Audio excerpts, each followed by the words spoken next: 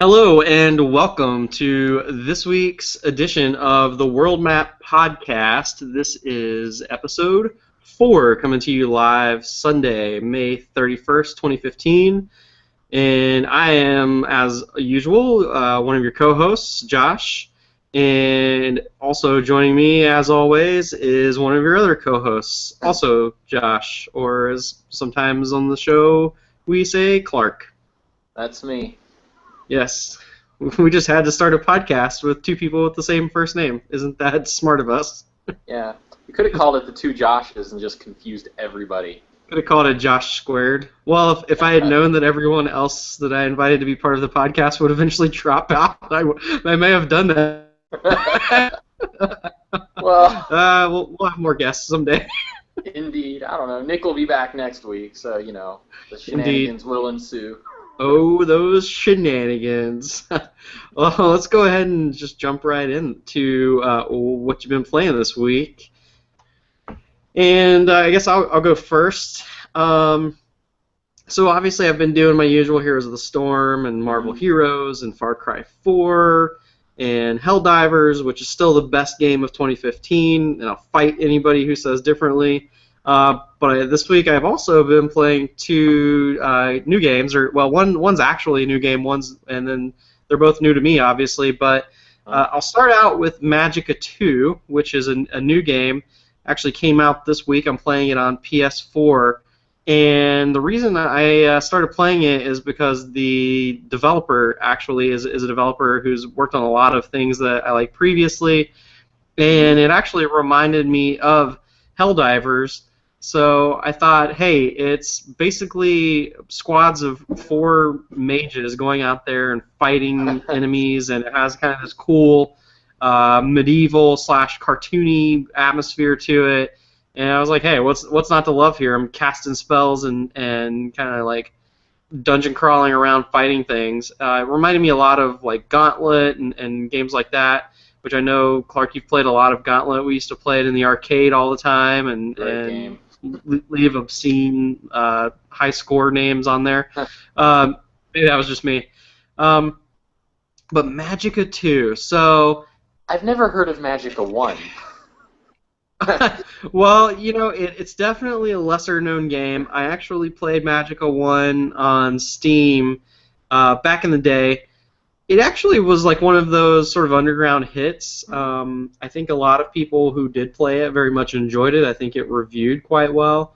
But I never got super into it or had time to spend a lot of time with it. But Magicka 2, I thought, hey, this is my chance to jump on board with this franchise, and it looks very interesting to me. And I was kind of right. It's the game I've always wanted, but I kind of hate it sometimes. And so I'll explain that. So you're this wizard, this little mage walking around, and you can actually cast just about any type of spell you want. So your 4 buttons on the controller, your X, your triangle, your circle, and your square buttons, each cast a different element. So like lightning, fire, life, death. Then you hold the L1 button down, and those buttons all have additional things they can throw out there. So like earth, and what are some of the other ones? So water and ice are 2 different elements. Mm-hmm. So you can really cast just about any spell you want, and then it gets even more complex because you can apply that spell to yourself. So let's say you cast life. Obviously, you're going to apply that to yourself to heal yourself. You can shoot a beam of whatever element you've cast. So you can actually shoot a beam of life. So if you do that to one of your teammates, you can heal them. If you accidentally shoot a beam of life at an enemy, you will heal the enemy. But let's say you're fighting an enemy who is quote-unquote undead, like a skeleton enemy. Shoot him with life. It's actually his elemental weakness, and he will die faster. So you can kind of see how this game gets complex, how you have to really think on the fly in the middle of the battle and say, oh, what's that enemy walking towards me? What is, does it look like he's made out of ice? What does it look like his weakness might be? And really go after them with that. So I mentioned applying things to yourself, shooting them in a beam. The other thing you can do is you can drop mines with whatever spell that you've cast, and you can also do area effect damage, which shoots whatever spell you've cast in all directions around you, but shorter range. Kind of creates a circle of fire or whatever around you. So it gets even more complex than that, though. You can also apply the spell to your sword that you have. Every wizard also has a sword in addition to his staff. So let's say an enemy is really weak to physical damage and fire. Well, then you don't want to just hit him with fire. You want to apply fire to your sword and attack him with sword attacks. Going beyond that, you can combine spells. So you can queue up to, I think, 5 different spells in your queue at once.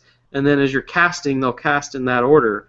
So let's say you're fighting an enemy who's trying to kill you with death magic. Well, then you want to use death spell and shield spell, apply it to yourself. All of a sudden, you're immune to death magic. You've created a ward. I am a really big fan of going Emperor Palpatine on enemies and combining death and lightning, and you get this like really cool reddish purple. No! Yeah, it's totally like, I mean, you get this great, like, it looks just like the Star Wars like Death Force lightning stuff. And I just, oh, and here's what I do. I'll cast water spells, soak my enemies, and then unleash death lightning on them. And so wet enemies actually are damaged even more by lightning, as you might imagine. So anything you can think of in your mind about like how elements are supposed to interact, they've done a great job of putting it into this game. I absolutely love how it works.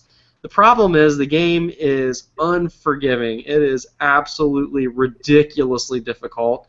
And some of it is learning the skills and the right spells to cast on the right enemies and just getting better.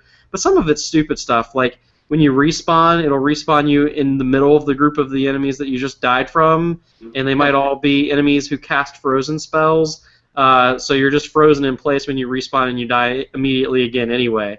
And you only really get two lives per like stage, I'll call it, kind of scene in the game. As you move into a new area, you can die about twice. That's when you're a solo character. You have unlimited lives if playing with friends, and this is where the love-hate relationship with the game comes in. I spend a lot of time screaming at the screen when I'm playing solo because I'm just dying. The game does not scale down to a single-player experience, unfortunately. It's really made to play as a group, and it doesn't scale. So I found that I just really can't get through a lot of stages solo. Luckily, you don't have to party up. You can set your game to public. The problem is there's just not a lot of people playing this game. So the largest party I have been in is 2, which instantly makes the game so much more fun and more enjoyable to just get a random person join your game. I can't imagine how fun it must be with 4 people. I'd love to be able to play it with a larger party, but yeah, it's kind of weird because the game goes from like a 5 as a solo player to like a 9 or a 10 when playing as a group. And I'll give you an example of how that works so well. There was this huge like scorpion boss who I could not defeat down in this cave. He was just cornering me and destroying me no matter what spell combinations I tried. I must have tried to beat him 10, 11 times. Somebody joins my game, and suddenly he's freezing the boss and using freezing spells to slow him down, so I can actually get away long enough to cast my Death Lightning spell and deal damage to the enemy, and then I can cast Haste to run away to the other side. My teammate does the same thing, and then he gets behind him and freezes him some more while I attack him from the front. And really just like these great, like really cool opportunities for teamwork like that and balancing out your party with different types of spells when you get in a good group. So I'm going to keep playing it. I'm going to finish this game, but I need people to play it with because it's going to be just nearly unplayable as a single-player experience. So kind of weird the way that it's made, but it's one of those games that I've always kind of wanted because you have so much choice in how you go about playing it. And it's on Steam? It's on a lot of platforms. I'm actually playing it on PS4 right now, so yeah. You're another person on there not too long from now then. Awesome. Yeah, I would love it if you happen to download that. We gotta party up and just play through that together. I don't think it's going to be a super long game. There are plenty of different modes and challenges, certainly. But yeah, lots of fun. It's really cool. I love it. So what about you? What have you been playing this week there? Well, aside from the usual Smash Bros, which is of course very annoying, I cannot beat anything on level 9, and Destiny, just because that's a grind you can't get away from unless you sell the game, and sadly I just have the digital copy, which I can't get rid of. Well, and Well, you also keep buying more expansion packs for it, by the it's way. gonna be a complete game someday. I actually started playing, spent a lot of time playing Geometry Wars 3 Dimensions. I don't know why I said evolved, but interestingly, it's actually there's an Just iOS hey, version. just so you know, the audience can't see the show notes, so you gave yourself away there. I That's called integrity, good sir. Fair And enough. anyway, surprisingly, there was an iOS version, and I had a ton of unused money just on my account because people keep giving me gift cards, and I was like, all right, I'll download this, see if I like it, and it's a really, really good game. First off, if you like the previous Geometry Wars, all those same exact game modes come back, and so you can play everything that you liked from the previous versions on newer platforms or on iOS on the go.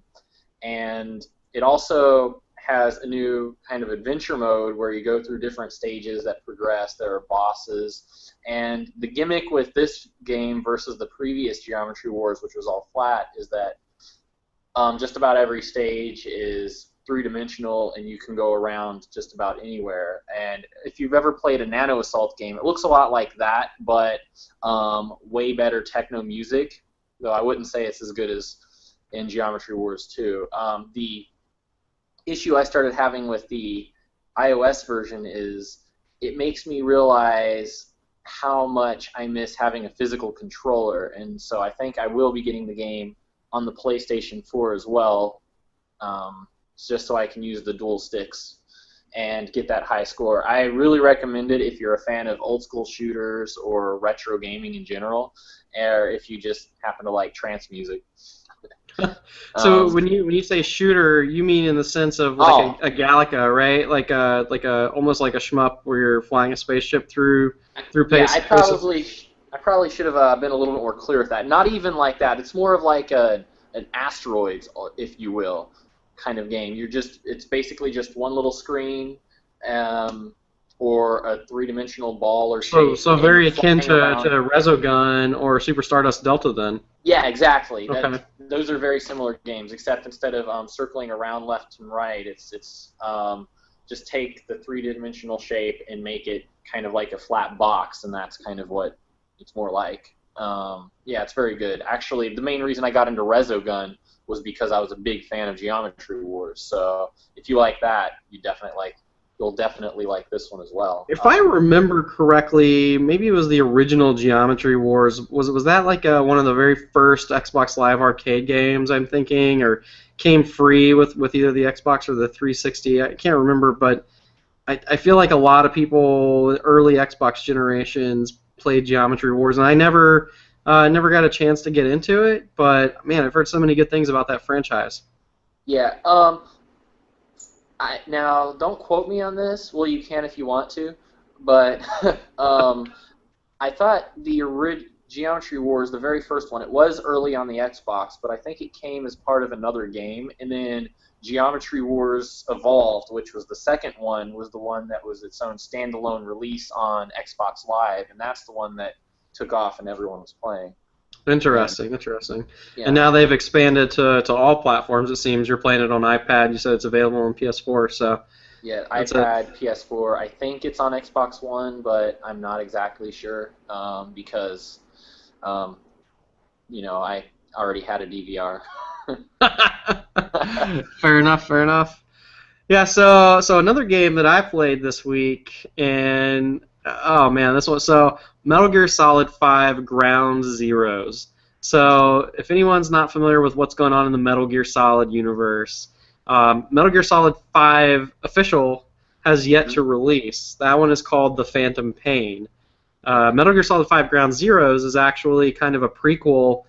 I feel like it's sort of out there to warm people up to the idea of what MGS5 is going to be, sort of get people interested. It's almost like a glorified demo. Um, and I'm a little pissed because I bought it when it was on sale on it had a good PS Plus member discount the other day, and then I see it's going to be one of the free games for PS Plus in June. And oh, by the way, it only took me an hour and 40 minutes to beat it. So yeah, all that aside, I knew that it was a very short demo-like game, given all of the talk that happened around it when it first came out. But all that aside, it's actually a really good game. I think it probably has the most amazing jaw-dropping graphics I have seen yet on a console. It really shows us like what the PS4 is capable of. There are some shots early on with Snake, and this is of course I guess Naked Snake, not Solid Snake, because this is Big Boss. This is not Solid Snake. So this is taking place in the past during Cold War era. So really, this is more Metal Gear Solid 5. It's strange. It's really going to be, I feel like, more of a sequel to Metal Gear Solid Peace Walker than it is continuing, the 2, 3, 4 storyline. But obviously, they're all interlinked. They really need to just tie like these stories up because they just keep unfolding. And Hideo Kojima's absolutely crazy with the Metal Gear Solid storyline. I think what they need to do first is make a single game that's internally consistent story-wise before they even attempt to do that. Yeah, well, you got a point there. I mean, there's just so many twists and turns, and everybody really kind of digs on Metal Gear for having just like crazy stories, and you've got Fox, and you've got Cypher, and the Lale Lule Lo, and like all these weird organizations, and who did this guy work for? Who did this person work for? And then there's a lot of like things taking place in the past after like Metal Gear Solid 2 was kind of present day, and certainly some confusion there. But yet somehow the stories are still very interesting because they often happen around and play off of real world events. So that makes them kind of cool. So Ground Zeroes takes place right after Metal Gear Solid Peace Walker, which if you're familiar with some characters there, you have Paz and Chico in that game, and they've both been captured, and they're actually being held by U.S. Marines on an island. I think it was actually at a black site in Cuba that would later become Guantanamo. So you are leaving Mother Base and going in and infiltrating this black site to rescue Paz and Chico. So obviously Metal Gear Solid is kind of a stealth espionage game. You don't really try to go in guns blazing or you'll get basically destroyed. But it was really just strikingly a pretty game up front. I play so many indie games and I really kind of shy away from the AAA releases because they come out buggy or they're just too long or I don't know. I certainly play plenty of them still. I'm playing through Far Cry 4, but it's got to be the right thing. And if anybody's wondering if Metal Gear Solid still has it, it does. It does. It's still great. They've added some cool things though. So when you are alert an enemy, you accidentally get spotted. Used to be basically that was game over, right? You would get sort of like a death screen, or at the very least they would call in reinforcements and you'd be kind of screwed. Metal Gear Solid 5 is a little more forgiving, and normally I'm not a big proponent of making games easier, but there are just times in stealth games where you get really frustrated because an enemy spots you even though you felt like you were doing everything perfectly, and it was just kind of like a little quirk of the game that he happened to turn around at the very second that you were sneaking or whatever. So what this game does when you get spotted is it goes into slow motion, and you actually have a few seconds to redeem yourself, bring up your reticle and bring up your rifle and shoot the guy. So you've got this silenced rifle, you get spotted, and then you have this slow motion reaction time to come up and shoot the guy right in the head, take him out, go on about your business without him being able to call in reinforcements. And I really thought that was a cool mechanic that they put in there, and it just made the game feel like a little more fluid because I wasn't constantly having to stop and replay the same section. It's a big problem that I've had in the past with stealth games, and this game eliminates that. And there also seems to be a little bit more choice in how you go about missions, even though you still have some objectives. The game feels less linear and more open world to how you get to those objectives, and whether you want to crawl through a vent to sneak around enemies, or maybe you want to just move along the shadows and take them out one by one on your way there, so you don't have to deal with them on the way back out. Does a lot of cool things. Really, really liked it, and I will say right now that the ending cutscene that you see in this game, very possibly the best cutscene that I have seen in a video game. It was absolutely breathtaking. I won't spoil it, but everybody should play this game, especially since it's going to be free for PS Plus next month, and play it all the way through, because the final sequence when you're extracting on the helicopter and what happens after that, it's gruesome, it's bloody, but it's not like just gory video game violence for the sake of it. It's just an interesting, edge of your seat sort of story moment, and I freaking loved it. Now, there are some bad things about it. It's still Metal Gear, right? So you're still sneaking around. It can be kind of boring from time to time while you're waiting on enemies to like move to certain areas on their patrol. It's got like way too many controls and too many little intricacies that you have to learn. It still has the weird, crazy story, and it is uber short. It's not. I consider it more of a demo than I do any sort of full game. That's okay, but you just have to know that going into it. But really, the biggest problem I had with this, and that I think I'm going to have with Metal Gear Solid 5 when it comes out, Kiefer Sutherland, man. Kiefer Sutherland and not David Hayter as Snake. You know, I heard about that whole like controversy when they announced that. I kind of like brushed it off, like, okay, he was in 24.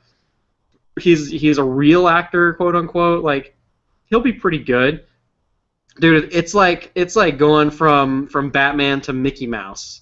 It's like this guy just does not. I mean, you know what Solid Snake sounds like after all these years. In your mind, you can hear Solid Snake. He's gruff and like dark, and he's like this gritty soldier. And then you hear Kiefer Sutherland, just kind of like this random middle-aged guy. I don't know. He just doesn't cut it. It doesn't come close, and it's really like kind of jarring if you've ever played a Metal Gear game. Like half of the time when someone's talking over the radio, it was Snake. And I was just sitting there like, who's this guy talking to me on the radio? I was like, oh wait, that's me. But it was Kiefer Sutherland. I mean, it's like I'm Snake, I'm Batman, or whatever. It's like, oh hey guys, hey, what's up? I'm Snake. It's like, I mean, it's like night and day difference. I just, can't take it, man. Can't take it. Yeah. Something else I've been playing recently is Hohokum, man. I don't know if you played it. I know it was a free game a while back, but I never got to touch it until now. I've played Hohokum. And do you understand it? I mean, I don't. Okay, Hohokum. Let me explain this game real quick. To the best of my ability, you're this swimming sperm-looking thing called the official name is called Long Mover.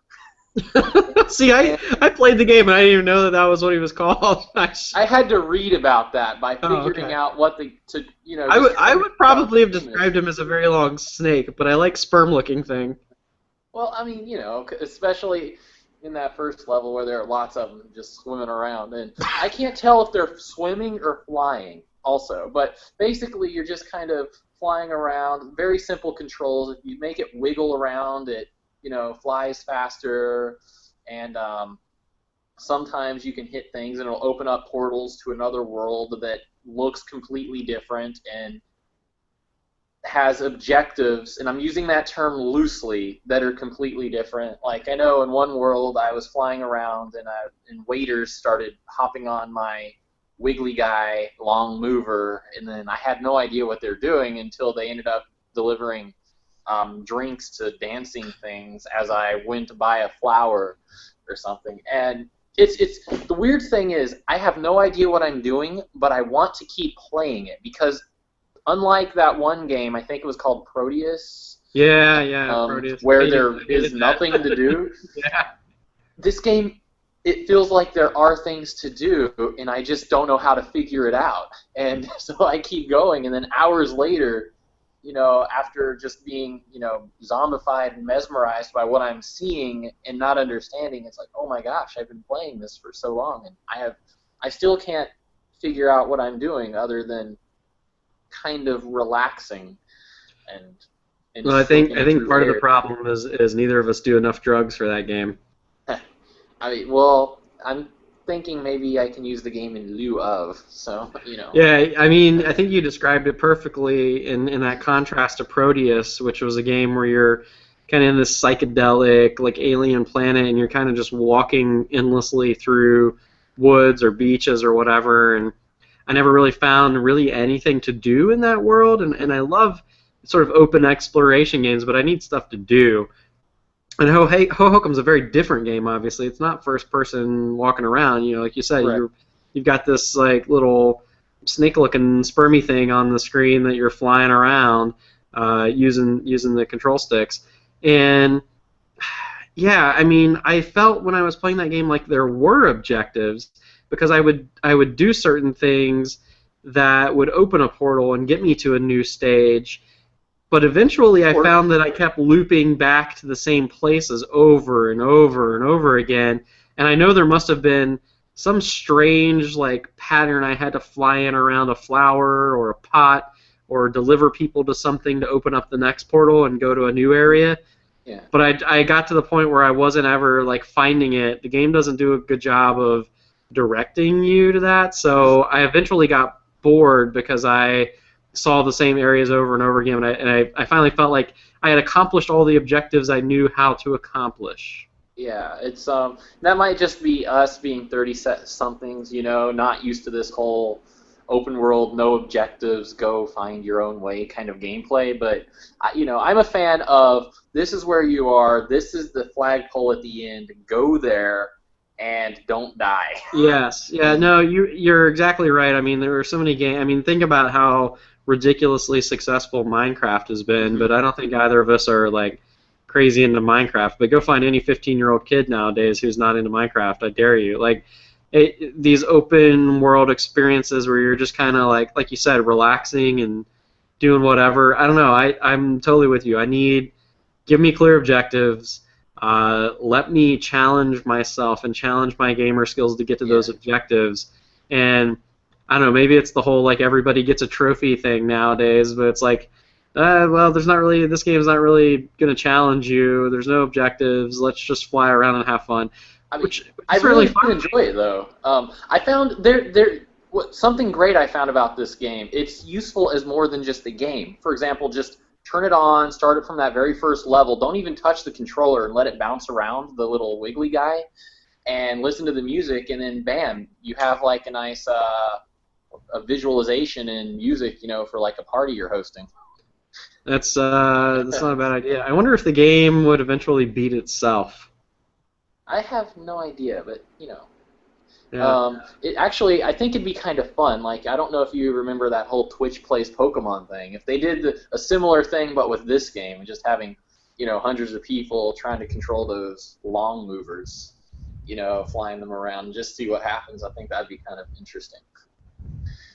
Yeah, I agree. I would be a good candidate for that, certainly. And I also see we have some live viewers in the live show here today. So if anyone has questions, we do have the Q&A panel open. If anybody wants to submit those, we can certainly answer those.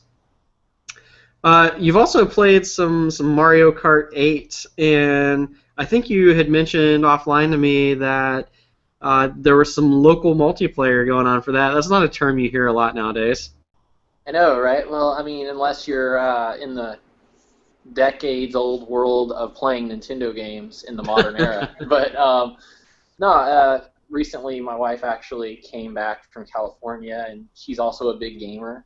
Yes, and she just wanted to play some Mario Kart, and so got her together. We started playing Mario Kart local, and then actually it's one of the few games I have that you can play really smoothly online. And so after playing some local Mario Kart 8, we got online with a few of our family members and friends and just started, racing. And by the way, if any of the viewers interested in getting some Mario Kart 8 on, I'm always ready to show you some skills that you can't find or as anywhere Captain else. Falcon would say, show me your moves.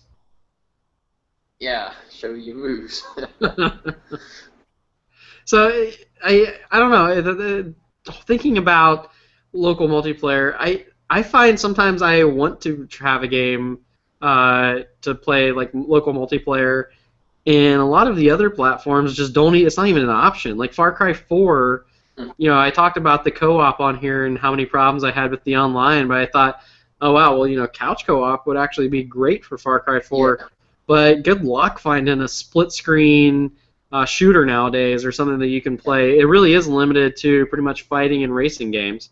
Yeah, actually, that brings up something that bothers me, and I just have to talk about it. Nowadays, you'll find games that have local multiplayer or online multiplayer, and if they have online and not local, it's like, well, we really wanted to focus on the online experience, or it's like we really wanted to focus on the local experience, and so that's why we didn't put the online in. It's like you don't have to not focus on one in order to put the other in there. I mean, give the option, because some people can't play it one way or the other. You're totally right. Towerfall is the perfect example of that. Towerfall is probably the most fun multiplayer like game that I've played in a long time. I mean, I have not enjoyed a multiplayer experience more than Towerfall in years, but I can't play it online. So unless people are over or something, you've got people to play with on local couch co-op or couch, I guess more like battle mode. Although I think you can go through the campaign together too. There is a way to do that now, actually. Thankfully, with share play, right? Yeah, share play. Yeah, but there's still a little bit of lag introduced in that. Yeah, I mean, there are certainly good workarounds, and kudos to PlayStation for thinking some of those up. But yeah, I'm totally with you. Why can't we just have our choice of multiplayer and how we want it to work? Yeah. Also, that raises another thing is thinking about Magicka 2 and the fact that it doesn't seem designed for one person to be able to play through it. Why can't I choose to have some AI team members when there's no one playing online? I don't know. Obviously, we're not game developers, and I realize it's not like nothing to include those things. I know it's work and budget in the game and to include those features, but I just wish more people would consider them and make more of a whole experience. Yeah. If we're ranting right now, another thing is those multiplayer games where you need to have a separate console in order to play it because it's only one person per, screen. Yeah. Yeah, no, totally. Yeah. Well, I think that just about covers everything that we have been playing this week. Why don't we move on and talk about what we're excited about?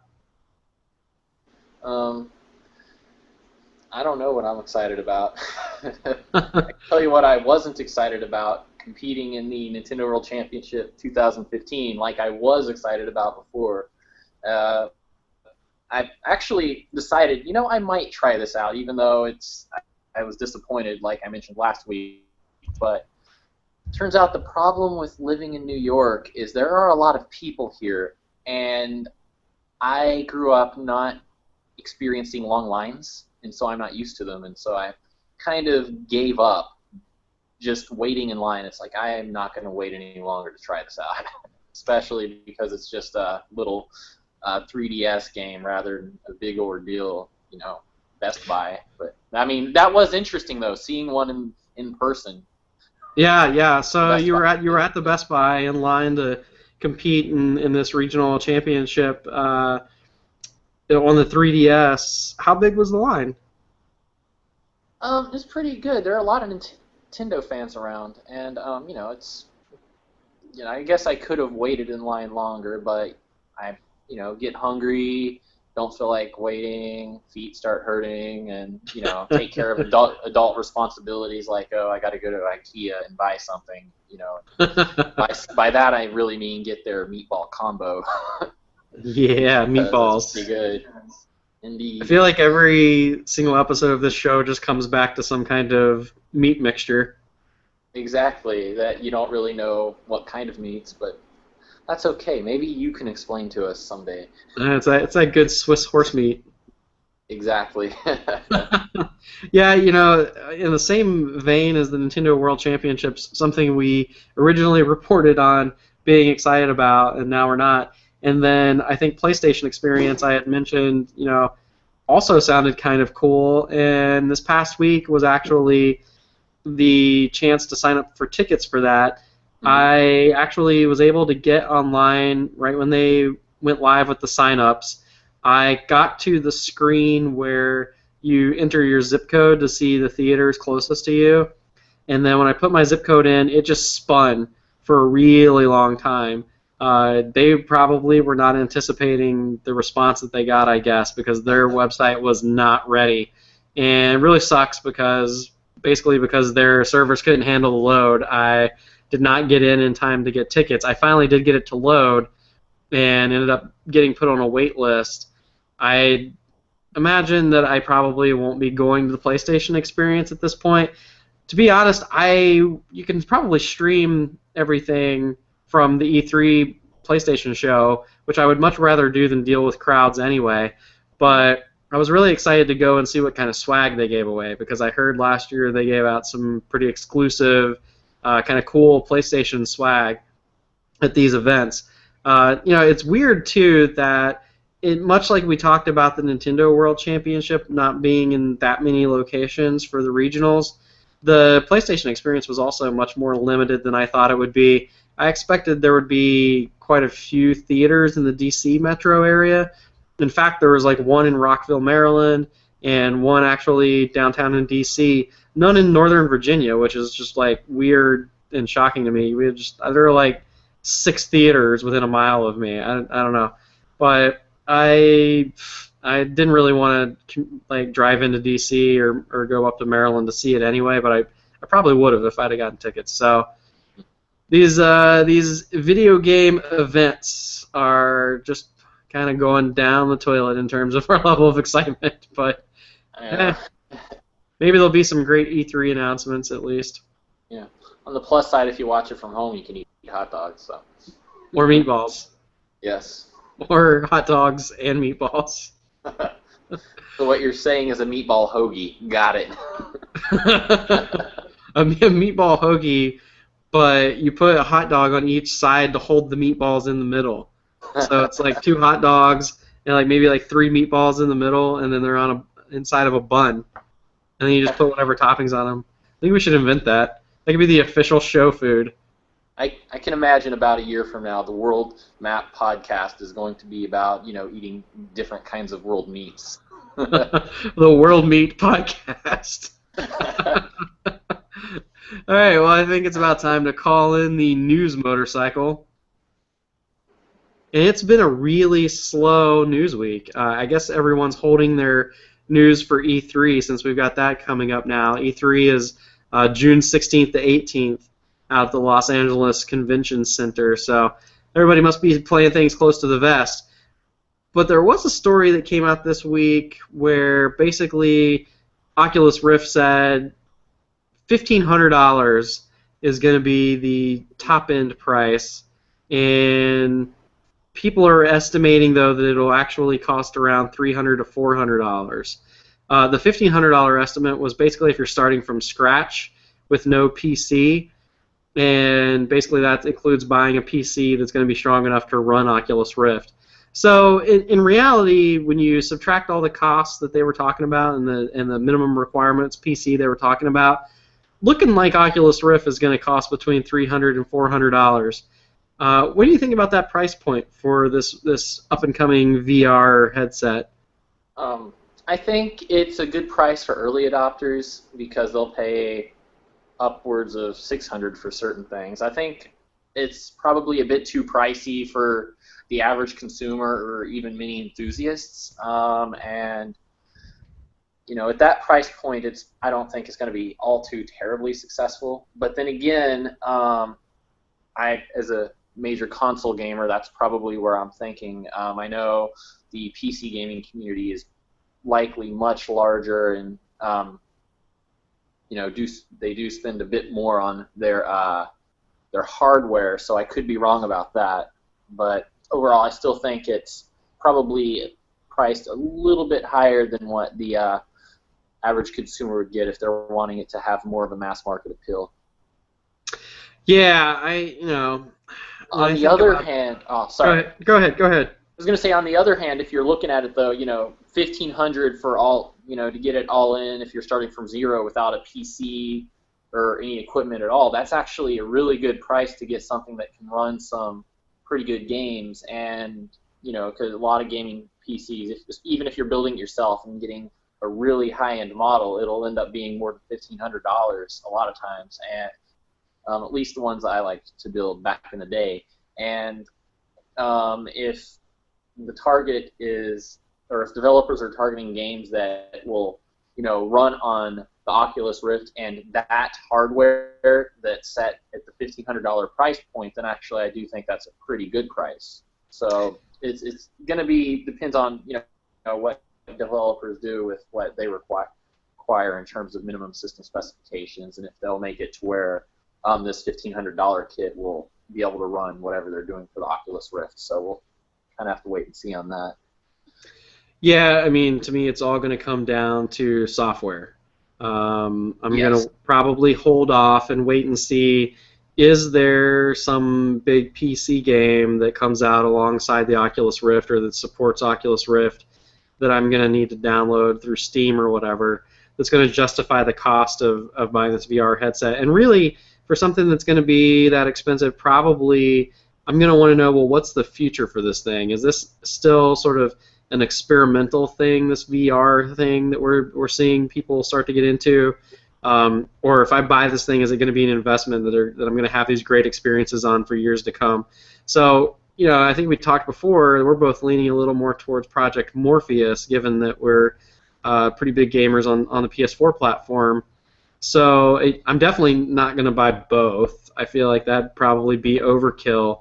So I probably will be waiting around to see, does Morpheus or does Oculus Rift have the more compelling software argument? And then yeah, I think the $299, $399 price point probably okay for. This is kind of new technology, something we haven't really had before.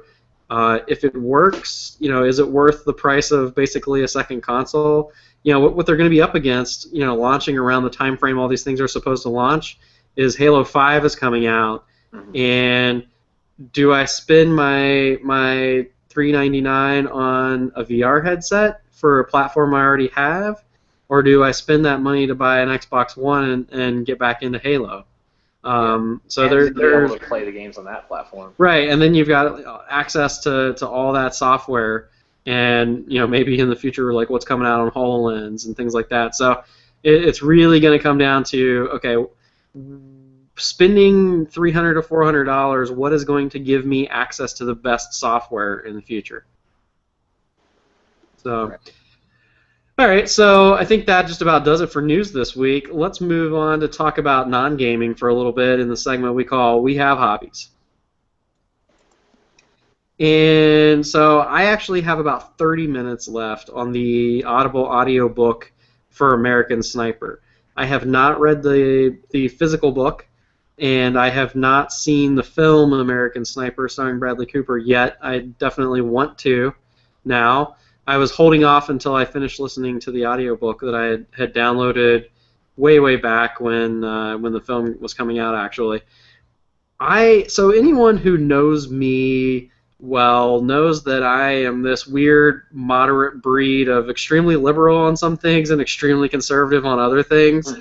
And so American Sniper really appeals to the right-leaning side of me as someone who grew up with guns and was like combat arms in the army and all that, and I certainly was not for the Iraq War, and I'm really glad to be out of that mess for the most part.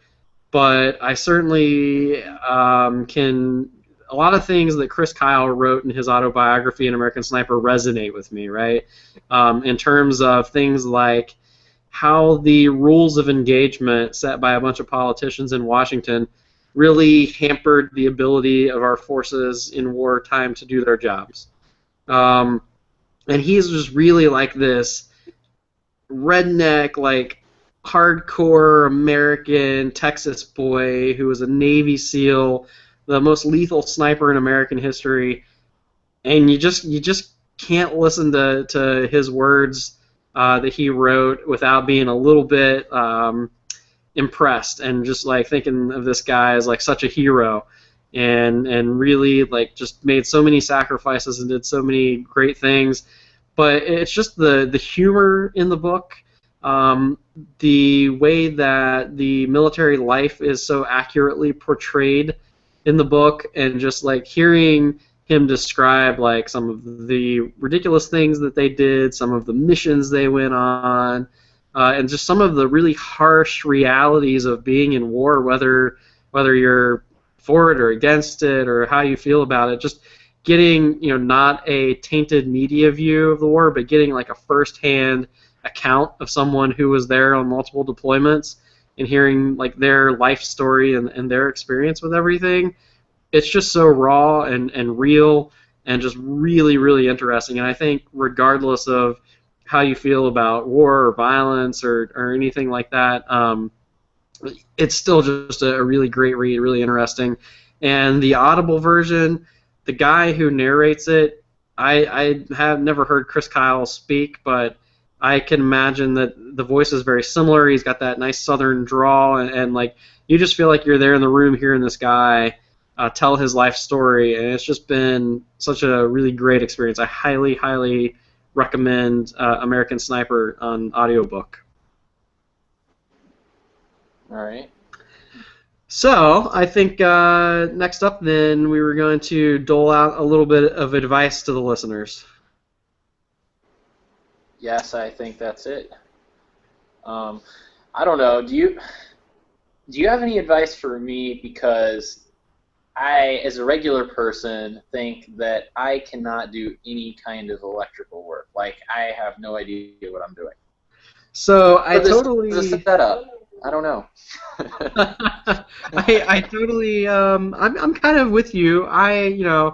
Obviously I've learned to be a little handier than I have been in the past, just with having to keep up with stuff around the house and do some maintenance that there are things I'll hire out and things that I won't. But I had this outlet outside a ground fault receptacle, which is the type with the little test button and reset button on it that you have to have if the receptacle is going to be anywhere near where it could get wet.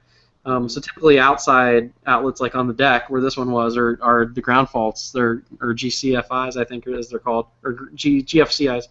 I had one that was out, and my dad is actually an electrician, and he was like, oh yeah, he pulled it apart when they were here for Memorial Day, and showed me basically on the back side of this thing. It's actually really simple. There's a hole that says white, a hole that says black, and then there's a little like screw that the ground wire goes around. So you have 3 wires, white, black, and then like a bare brass wire that's the ground wire.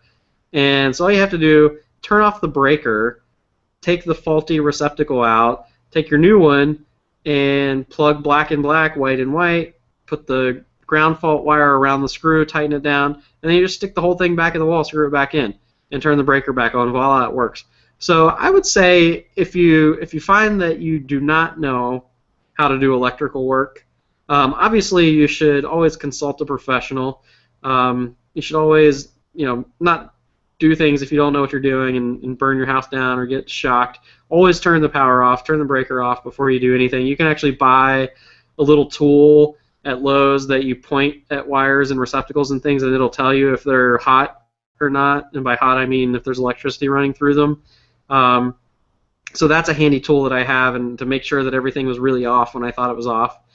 And it's easier than you think. I don't know. I found that it was a lot less intimidating once I got in there. So maybe for small things like that, give it a try, save some money. Why, But that sounds easy. I could do it. yeah, I think so. But you know, the problem is, so I got that working, but I've been having, and I'm really like been kind of heat tolerant and like keeping my fans on and like using the windows and trying to not use air conditioning this year until I absolutely had to save on energy a little bit. But Right. dude, it cracked 90 this week in DC area, and I finally had to turn on the air conditioner, and man, it's just been so hot. I wish I could think of a way to keep my house a little cooler without having to run the air conditioner all the time. All right. Well, actually, I may have some tips for you in order to help you keep your room a little bit cooler without using the air conditioner so often. Of course, if the heat, stays too high for too long a period, obviously that won't work because, the indoor and outdoor air temperatures will equalize. But actually, this tip kind of involves correcting some things that people do with their windows and fans. A few little things that people do that actually are not helping. So I will give you some advice regarding that. You said you were using your windows and fans, but interesting fact is, of course, it's much hotter in the day than it is at night. So what you want to do is during the daytime, if at all possible, keep your windows closed and your blinds and curtains and everything closed, and actually do not open them at all during the day because it's hotter outside and you want to keep the sun's energy out for as long as possible. And then once it becomes later in the evening, whenever the outdoor temperatures are lower than the indoor temperatures, that's when you do want to open the windows. But don't have your fans pointing inward. Actually have that, a lot of people turn the fans on so that the air is hitting them. But rather what you want to do is have those window fans pulling the air out, kind of like what you do with computer fans, for example. You want to exhaust that hot air out, and then if you need some airflow over your body or air circulation, just have some smaller fans away from the windows to kind of move the air around like that. So have the air being sucked out of the windows at nighttime and close them and, act like you're a vampire during the daytime, and you will keep your room at least a few degrees cooler and a lot more comfortable. That's great advice, and I will have no problem whatsoever pretending to be a vampire. Right. I mean, it's actually pretty easy, especially if you have pointed teeth and, I'll have to get on sharpening those a little bit. I know, right?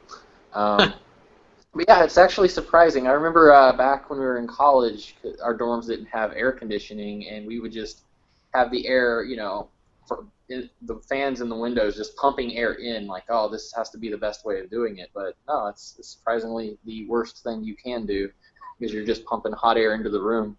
Yeah, I think at some point I had two fans, and I had one coming in and one coming out, so I got this constant like hurricane. That is a better way of doing it, but the best way would have just we didn't do that at daytime at all, actually. Right. Yeah. Excellent. Well, that's great advice. I guess now it's time for us to say some farewells. We're about time to wrap up the show for this week. So I may have completely screwed up the show. So for our listeners, we do have a Phase 1 bare bones website up now, separate. Obviously, I was putting the show on my personal website. We started getting a lot of listeners and downloads and things, so I have now moved all of the hosting and the feed to a new website, and that site is worldmapcast.com. That site is now live, so you can head over there and check it out. Obviously, it's still a work in progress, but it's there and going.